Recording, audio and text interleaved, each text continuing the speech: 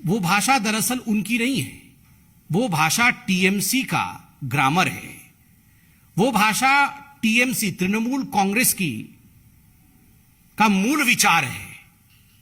आप सबने सुना होगा टेलीविजन चैनल के माध्यम से कि नरेंद्र चक्रवर्ती अपने भाषण में जो कोचिंग क्लास चल रहा है, जहां उनके लोकसभा क्षेत्र के टीएमसी के सभी कदावर नेता मौजूद हैं और कार्यकर्ता मौजूद हैं, उनको कह रहे हैं कि जाके अपने अपने क्षेत्र में जो भी भारतीय जनता पार्टी को समर्थन करने वाले वोटर हैं उनको चमकाइए, बंगाली में कोट अनकोट चमकाइए, मतलब डराइए, धमकाइए। उनको आप पूर्णतः कहिए कि आप अगर आने वाले बाईपोल्स, आप जानते हैं आसनसोल में अभी उपचुनाव है, 4 और विधानसभा में भी उपचुनाव है, कि अगर उपचुनाव में आप घर से बाहर निकल के बीजेपी के समर्थन में वोट डालेंगे तो ऐसा नहीं होगा कि हमें आपका पता, आपके एड्रेस के विषय में मालूम नहीं पड़ेगा, और जैसे ही आपके पता या आपके ठिकाने का हमें पता चलेगा तो आपके साथ क्या हश्र होगा यह आप जानते हैं, और हमारे कार्यकर्ता जाके आपको बताएंगे।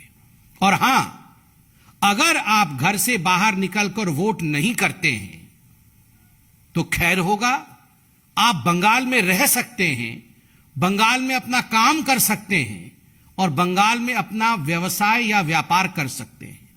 तो बंगाल में रहने के लिए ममता बनर्जी ने अपने लॉ मेकर्स, अपने विधायक के माध्यम से एक सूची जारी की है कि बंगाल में अगर रहना है, बंगाल में जीवित रहना है, बंगाल में कारोबार करना है और बंगाल में अगर सांस लेना है तो आपको किसी और पार्टी को, खास करके भारतीय जनता पार्टी को तो कतई वोट नहीं करना है।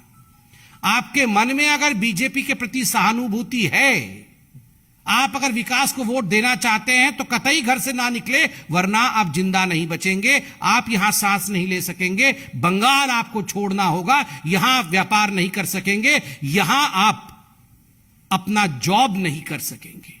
आप सोचिए किस प्रकार की मानसिकता है। मुझे आश्चर्य इस बात की है, अगर भारतीय जनता पार्टी का किसी विधायक ने इस प्रकार की धमकी दी होती तो आज पूरे हिंदुस्तान में ये तमाम जो अपोजिशन पार्टियां हैं ना, इनमें हाहाकार मच गया होता। डेमोक्रेसी खत्म हो गई, मर्डर हो गया डेमोक्रेसी का, हम तो यूनाइटेड नेशन चले जाएंगे, हमें न्याय नहीं मिल रहा है, सुप्रीम कोर्ट क्या कर रही है, हाई कोर्ट क्या कर रहा है। हाहाकार पूरे विश्व में मचा देते ये लोग। न्यूयॉर्क टाइम्स, वॉशिंगटन पोस्ट में पत्र लिखना शुरू करते, देखिए हिंदुस्तान की हालत क्या है। कहां है ये सारे जो झंडा पकड़ते थे डेमोक्रेसी के, आज कहां है ये सारे? कोई दिखता नहीं है, कोई बोलता नहीं है। Where are all the torch bearers of democracy today when one of the member of legislative assemblies of Trinamool Congress has threatened the BJP voters, not BJP karyakartas, BJP voters, that if the voters come out of their home and vote for Bharatiya Janata Party, the consequences are going to be dire. So where are all those harbingers of democracy today? Absent. यह अतिशयोक्ति नहीं होगी अगर TMC को हम तालिबानी मानसिकता कांग्रेस कहेंगे। यह मानसिकता कि आप घर से बाहर निकलकर वोट नहीं कर सकते हैं, वरना आप बंगाल में जी नहीं सकेंगे, यह तालिबानी मानसिकता कांग्रेस पार्टी का ही हो सकता है, यह किसी और का विचारधारा नहीं हो सकता है। बंधुगण, आपने देखा होगा कि 3 दिन पहले ममता बनर्जी बीरभूम में जाकर किस प्रकार से भारतीय जनता पार्टी को घेरने की चेष्टा कर रही थी, किंतु आज हम धन्यवाद देना चाहेंगे भारत की कानून व्यवस्था को और हमारी जुडिशियरी को। कलकत्ता हाईकोर्ट ने सीबीआई को सुपुर्द किया है बीरभूम के पूरे मामले को, क्योंकि आज जुडिशियरी को भी लगता है कि न्याय बंगाल में तो हो नहीं सकता है। और आज हम आर्टिकल पढ़ रहे थे, 350 क्रूड बम बीरभूम में मिले हैं, 350 क्रूड बॉम्ब्स। बंगाल आज बम और बारूद के ढेर पर बैठा है और उसे सुलगाने का काम तृणमूल कांग्रेस के विधायक खुद अपनी धमकियों से कर रहे हैं। और यह पहली बार नहीं है, आपको याद होगा 2014 में भी और 2014 के पश्चात 2021 में भी विधानसभा के चुनाव से पहले अनेकों ऐसे धमकी, कभी बॉबी हाकिम करते थे तो कभी उनके पुराने सांसद रेप करने की धमकी देते थे। और बॉबी हाकिम ने तो पिछले चुनाव से पहले जो सेंट्रल सिक्योरिटी फोर्सेस थे उन्हें भी बदले के विषय में कह रहे थे। हम निंदा करते हैं, इलेक्शन कमीशन इसको संज्ञान में ले, ये भारतीय जनता पार्टी जरूर चाहती है। दूसरा विषय जिसको लेकर आज हम सभी चिंतित हैं, जिसको लेकर आज पूरा हिंदुस्तान कहीं ना कहीं हतप्रभ है, वो अरविंद केजरीवाल जी का विषय है।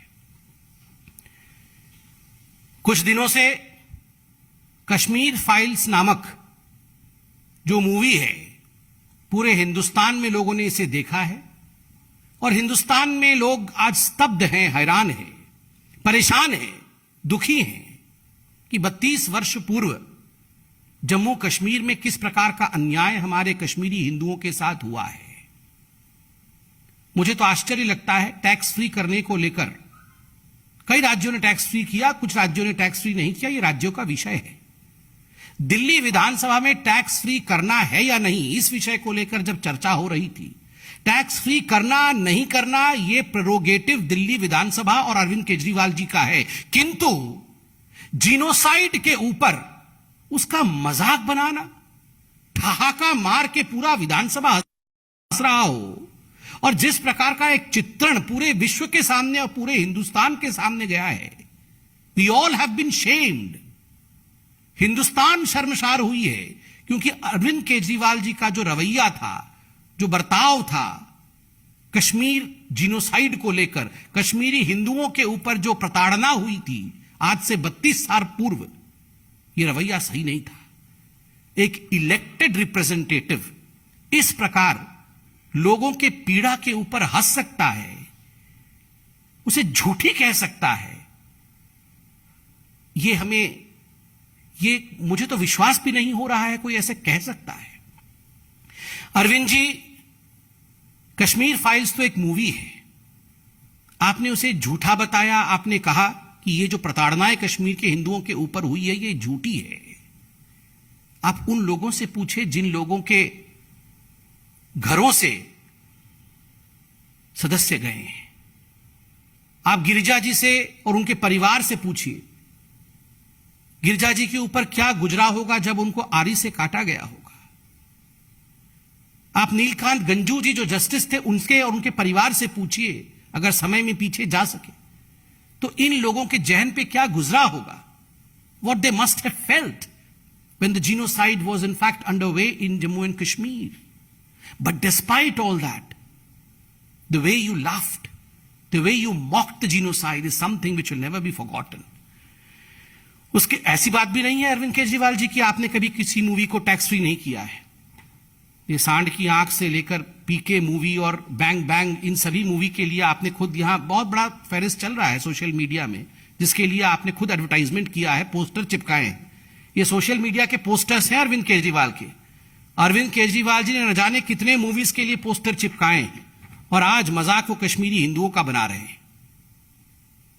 और जब वो घिर गए, जब पूरे हिंदुस्तान में एक वातावरण उनके खिलाफ बना, तो तुरंत अरविंद केजरीवाल जी जो अपने यू टर्न के लिए मशहूर हैं, यू टर्न लेके अच्छा बनने की कोशिश कर रहे थे, वो क्रेडिट भी ले रहे हैं और कह रहे थे कश्मीरी माइग्रेंट टीचर्स जो हैं, जो कश्मीरी हिंदू टीचर्स आए थे, उनको दिल्ली सरकार ने नौकरी दी।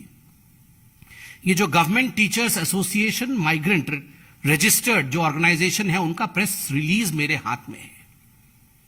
मुझे तो आश्चर्य हो रहा है कि एक मुख्यमंत्री इस प्रकार से झूठ कैसे बोल सकते हैं। उन्होंने कहा कि हमने कश्मीरी माइग्रेंट टीचर्स को, कश्मीरी हिंदुओं को रेगुलराइज किया, मगर जब कश्मीरी माइग्रेंट टीचर्स ने प्रेस कॉन्फ्रेंस करके प्रेस रिलीज जारी किया, उसमें जो टाइमलाइन दिया है वो मैं आपके सामने रखता हूं। जून 6, 2010 को कश्मीरी माइग्रेंट टीचर्स वो दिल्ली हाईकोर्ट अप्रोच करते हैं कि हमें रेगुलराइज किया जाए अपने प्रोफेशन में। मई 18, 2015 सिंगल बेंच हाईकोर्ट की अपनी जजमेंट डिलीवर करती है और कहती है कि कश्मीरी माइग्रेंट टीचर्स को, जो कश्मीरी हिंदू टीचर्स थे, उनको रेगुलराइज कर दिया जाए अपने सर्विस में। मगर उसी वर्ष 2015 में केजरीवाल जी की सरकार डबल बेंच के सामने इस पूरे जजमेंट को चैलेंज करती है कि नहीं, हम रेगुलराइज नहीं करना चाहते हैं, यह उचित नहीं होगा, और मई 21, 2018 को डबल बेंच अपने वर्डिक्ट में दिल्ली सरकार के इस पूरे प्रक्रिया को, नकारने वाली प्रक्रिया को मना कर देती है और उन्हें डायरेक्ट करती है कि आप कश्मीरी माइग्रेंट टीचर्स, जो हिंदू कश्मीरी प्रताड़ित थे, जो विस्थापित थे, आप इन विस्थापित कश्मीरी टीचर्स को आप रेगुलराइज करिए। यही मेरा जजमेंट है, यही हमारा जजमेंट है। उसके बाद दिल्ली सरकार के पास कोई उपाय नहीं रहा। दिल्ली सरकार ने एश्योर किया कि हम जो केएमटी, कश्मीर माइग्रेंट टीचर्स हैं, उनको रेगुलराइज करेंगे, किंतु ऊपर से कहते रहे 26 अक्टूबर 2018 को यह सुप्रीम कोर्ट चले गए। केजरीवाल जी की सरकार 26 अक्टूबर 2018 को सुप्रीम कोर्ट चली गई और सुप्रीम कोर्ट में हाई कोर्ट के डबल बेंच के फैसले को चुनौती दिया कि हम कश्मीरी विस्थापित पंडितों को नौकरी नहीं देना चाहते हैं, हाई कोर्ट के इस निर्णय को निरस्त किया जाए। धन्य हो हमारा सुप्रीम कोर्ट, और आज मैं नतमस्तक होता हूं हमारे इस जुडिशियरी को। हमेशा न्याय दिया है जुडिशियरी ने, और अंततोगत्वा 23 जनवरी 2019 को भारत के सर्वोच्च न्यायालय ने यह कहा कि यह नहीं हो सकता है, आपको रेगुलराइज करना ही पड़ेगा। ये 21 मई 2018 को सुप्रीम कोर्ट ने कहा। 21 मई 2018 को सुप्रीम कोर्ट ने डायरेक्ट किया कि आपको जो जजमेंट था हाई कोर्ट का, उसे मानना ही पड़ेगा। जब कोई ऑप्शन नहीं था, when Kejriwal ji was left with no other option, on 23rd January 2019 finally Kejriwal ji की सरकार ने अंततोगत्वा कानून के डंडे के कारण और निर्देश के कारण विस्थापित कश्मीर पंडितों को उन्होंने नौकरी में स्थान दिया, रेगुलराइज किया। कितना झूठ बोल रहे हैं केजरीवाल जी। और केजरीवाल जी, ये जो दोहरा मानदंड है आपका, ये क्यों है? कश्मीरी विस्थापित हिंदुओं के लिए आप उन्हें नौकरी देना नहीं चाहते, वो तो कोर्ट ने आपको नौकरी देने के लिए बाध्य किया। कश्मीरी हिंदू पंडितों के ऊपर जो अत्याचार हुआ उस पे आप हंस रहे थे, उसको आपने झूठा बता दिया, धथा बता दिया। किंतु बाटला हाउस एनकाउंटर, उसको लेकर जिस प्रकार से आपने कहा था, मैं कोट करता हूं, अरविंद केजरीवाल जी ने कहा था, बाटला हाउस एनकाउंटर को फेक बताया था और कहा था, the court has said that the youth killed in Batla house incident way terrorist. I had said that even if they were terrorists, it was extremely important to catch them alive, to know who their real handlers are. There needs to be an independent investigation to know if it was necessary to kill them. ये 2008 के बाटला house encounter के विषय में जब Indian Mujahideen के operative Shahzad Ahmad को फांसी की सजा कोर्ट ने सुनाई, तब अरविंद केजरीवाल ने यह कहा था, फेक एनकाउंटर। अरविंद केजरीवाल जी का एक चिट्ठी भी प्रसिद्ध हुआ था, आपको याद होगा, मुसलमान भाइयों, बहनों, बुजुर्गों और बच्चों के नाम पत्र। और इस पत्र में अरविंद केजरीवाल ने स्पष्ट रूप से कहा है कि आप सभी जानते हैं कि देश में जाने माने वकील प्रशांत भूषण जैसे लोग आम आदमी पार्टी के अहम सदस्य हैं। मुसलमानों को हक दिलवाने के लिए उन्होंने कई लड़ाइयां लड़ी हैं। गुजरात में कई मुसलमानों को फर्जी मुठभेड़ों में मार डाला गया। इसी तरह इशरत जहां को भी फर्जी एनकाउंटर में मार दिया गया। प्रशांत भूषण ने इनके खिलाफ सुप्रीम कोर्ट में केस किया। वो आज भी बाटला हाउस के झूठे एनकाउंटर के खिलाफ कोर्ट में इंसाफ की लड़ाई लड़ रहे हैं।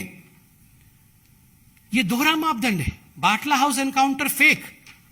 और जहां तक कश्मीरी हिंदुओं के जिनोसाइड का सवाल है, उस पर मजाक उड़ाना, भद्दी टिप्पणी करना, अंत में मैं इतना ही कहूंगा केजरीवाल जी के लिए, मैं अपनी सुविधा के लिए हर बार रंग बदल लेता हूं।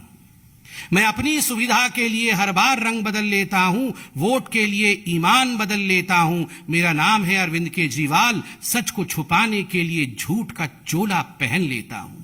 मैंने हर झूठ को सच बनाया है, मैंने हर झूठ को सच बनाया है। तुष्टिकरण की राजनीति से भोली भाली जनता को बरगलाया है। जब जब बात आई है हिंदुओं के न्याय की, तो आतंक को महिमा मंडित कर हर बात को धुएं में उड़ाया है, हर बात को धुएं में उड़ाया है। अरविंद केजरीवाल जी, ये जो कश्मीरी विस्थापित पंडितों के दर्द को धुएं में उड़ाने की आपकी चेष्टा थी, वो नाकाम हुई है। वो उचित नहीं है और हिंदुस्तान उसकी निंदा करता है। धन्यवाद बंधुओं, कोई प्रश्न हो तो अवश्य पूछें।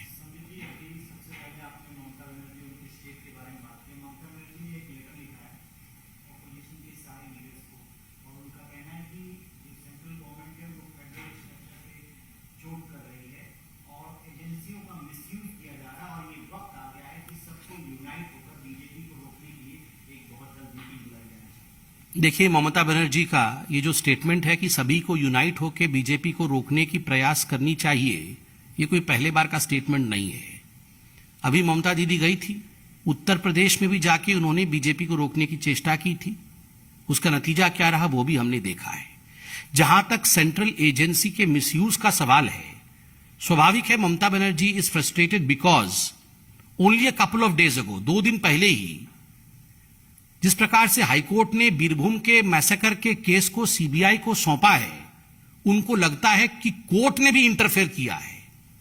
ममता जी को लगता है ना सुप्रीम कोर्ट बड़ी है, ना हाई कोर्ट बड़ा है, ना भारत का संविधान बड़ा है। उनके जो विधायक भारतीय जनता पार्टी के कार्यकर्ताओं को धमकाते हैं, हत्या करवाते हैं, वही बड़े हैं। ये लोकतंत्र की भाषा नहीं है और ममता जी ये सब कुछ जानते हुए भी अनजान बनने की चेष्टा कर रही है।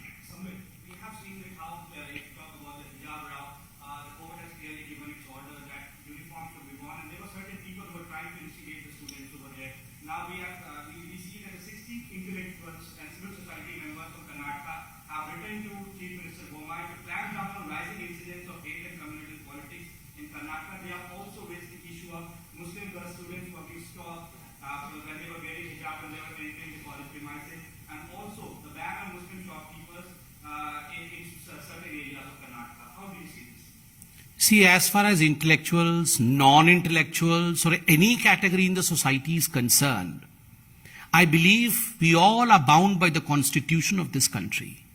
हम सभी संविधान से बंधे हुए हैं. So ultimately what the court of this country, what the law of this country decides is bound to all of us. We are bound to follow it.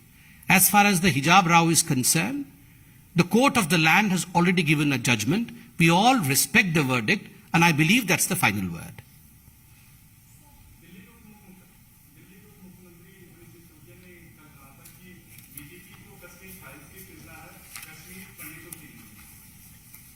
नहीं, कश्मीर पंडितों की अरविंद केजरीवाल जी और मनीष सिसोदिया जी की कितना चिंता थी वो तो उनके हंसी और ठहाके से विधानसभा में मालूम पड़ रहा था. पूरे उसी विषय में भी प्रेस कॉन्फ्रेंस हुआ है. Yes madam, the last question.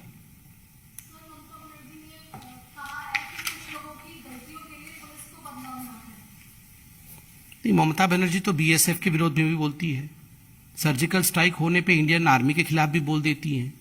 और जहां तक पुलिस का सवाल है, ममता जी से पूछिए कि कहां चूक हुआ है टीएमसी की सरकार का, जो आज खुद न्यायाधीश कह रहे हैं, कोर्ट कह रहा है कि जांच बंगाल में नहीं हो पाएगा बीरभूम के मैसेकर को लेकर. जांच सीबीआई को सुपुर्द क्यों कर रही है? क्योंकि कहीं ना कहीं वातावरण अविश्वास का बंगाल के अंदर पैदा हुआ है. Thank you so much.